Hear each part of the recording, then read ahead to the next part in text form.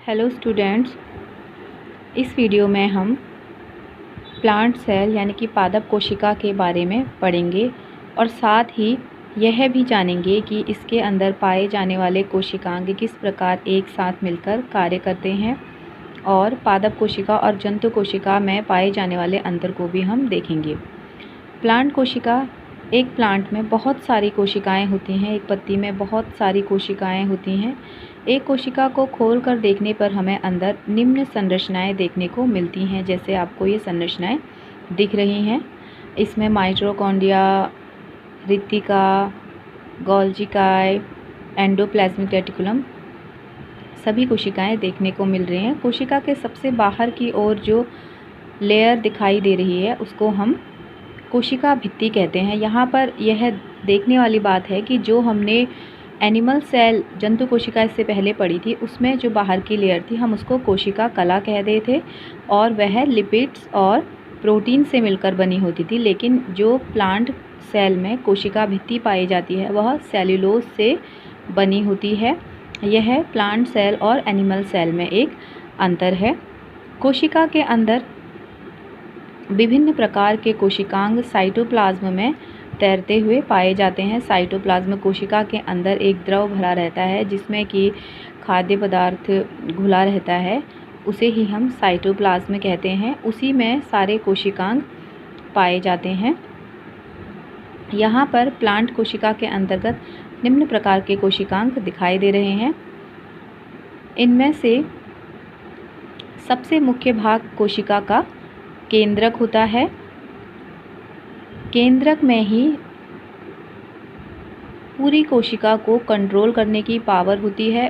कोशिका के अंदर कौन सा कार्य कब होगा, कितना होगा और किस तरीके से होगा, इन सभी का निर्धारण केंद्रक के द्वारा ही किया जाता है। जिस प्रकार हमारे शरीर में मस्तिष्क हमारे पूरे शरीर पर कंट्रोल करता है, उसी प्रकार कोशिका के अंदर जो केंद्रक है वो पूरे कोशिका के कार्यों को कंट्रोल करता है। कोशिका के बाहर की ओर एक चैनल जैसी संरचना आपको दिख रही है, इसको हम एंडोप्लाज्मिक रेटिकुलम कहते हैं।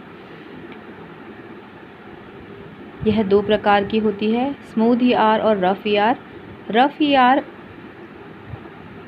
को हम रफ ईआर इसलिए कहते हैं क्योंकि इसकी बाहरी सतह पर छोटी छोटी बॉल जैसी संरचनाएं दिखाई देती हैं जो कि राइबोसोम होते हैं। इसी के कारण इसको रफ ईआर कहा जाता है।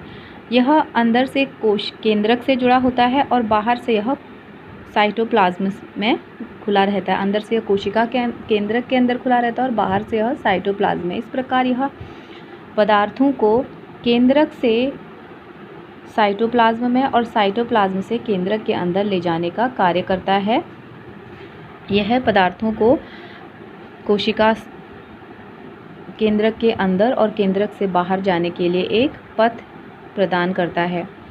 इसके बाद है इसमें जो ग्रीन सा पिगमेंट आपको दिख रहा है वो है हरित लवक। हरित लवक जो कि सिर्फ प्लांट सेल में पाया जाता है, वह एनिमल सेल में नहीं पाया जाता है। इसके अंदर पाया जाने वाला क्लोरोफिल होता है जो बहुत मुख्य पदार्थ है इसका। उसी की सहायता से जो प्लांट्स होते हैं वो प्रकाश संश्लेषण की क्रिया के द्वारा अपने लिए भोजन बनाते हैं। क्लोरोफिल हरे प्रकार का होता है जो कि प्लांट्स में भोजन बनाने का कार्य करता है। उसके बाद यहाँ पर एक और कोशिकांग आपको दिखाई दे रहा है जो है रिक्तिका। वैसे तो इसमें प्लांट सेल में बहुत सारी रिक्तिकाएँ होती हैं, परंतु एक जो मुख्य बड़ी रिक्तिका होती है वह लगभग 75 से 80% भाग प्लांट सेल का कवर करती है। इसके अंदर बहुत सारे खाद्य पदार्थ, वेस्ट मटेरियल और वेस्ट वाटर भरा होता है और यह इन पदार्थों को स्टोर करने का कार्य करती है। उसके बाद यहाँ पर एक जूते के फ्लिपर जैसी संरचना आपको दिखाई दे रही है जिसको कि हम माइटोकॉन्ड्रिया कहते हैं। यह कोशिका का ऊर्जा ग्रह है क्योंकि सारी कोशिका की जो एनर्जी है वह इसी के अंदर होती है। जैसे कुछ पावर हाउस से हमें एनर्जी मिलती है, सभी घरों में लाइट जलती है ना, उसी प्रकार जो भी एनर्जी माइटोकॉन्ड्रिया के अंदर है वहीं से सारी कोशिकांगों को कार्य करने के लिए एनर्जी प्राप्त होती है। माइटोकॉन्ड्रिया के अंदर जो एनर्जी है वो एटीपी के रूप में होती है। इसके बाद दूसरी जो आपको संरचना दिख रही है गोल्गी कॉम्प्लेक्स, इसके जो छोटे छोटे वैक्यूल्स होते हैं इनके अंदर जो है कुछ भी पदार्थ जो हमको एक जगह से दूसरी जगह पहुंचाना है वो इनके अंदर भरकर एक जगह से दूसरी जगह जाता है। इस प्रकार से यह पोस्ट ऑफिस का कार्य करते हैं। जैसे हम पोस्ट ऑफिस से एक डाक इधर से उधर पहुंचाते हैं, उसी प्रकार जब कोई पदार्थ एक जगह से दूसरी जगह कोशिका के अंदर पहुंचाना होता है तो इसके जो कोनों पे जो छोटी छोटी आपको संरचनाएं दिख रही हैं बॉल जैसी, ये वैक्यूल होते हैं। इनके अंदर वो पदार्थ भरकर एक जगह से दूसरी जगह पर जाता है। तो ये कार्य है गोल्जी काय का। गोल्जी कॉम्प्लेक्स जो आपको यहाँ पर ब्राउन से कलर का दिखाई दे रहा है। इस प्रकार ये इसकी जो बॉल्स हैं, इसके वैक्यूल्स हैं, एक जगह से दूसरी जगह को पदार्थों को ले जाने का कार्य करती हैं। जगह इनको पदार्थ साइटो क्लोरोफिल तक ले जाना है तो वहाँ ले जाएंगी, अगर माइटोकॉन्ड्रिया तक ले जाना है तो वहाँ ले जाएंगी। इस प्रकार अब देख लेते हैं कि ये सारा ही जो इसका उपकरण है, ये सारे कोशिकांग एक साथ कैसे मिलकर कार्य करते हैं। जैसे कि केंद्रक से कोई भी पदार्थ बना और वह यहाँ एंडोप्लाज्मिक रेटिकुलम के चैनल से होता हुआ यहाँ से बाहर आ जाएगा।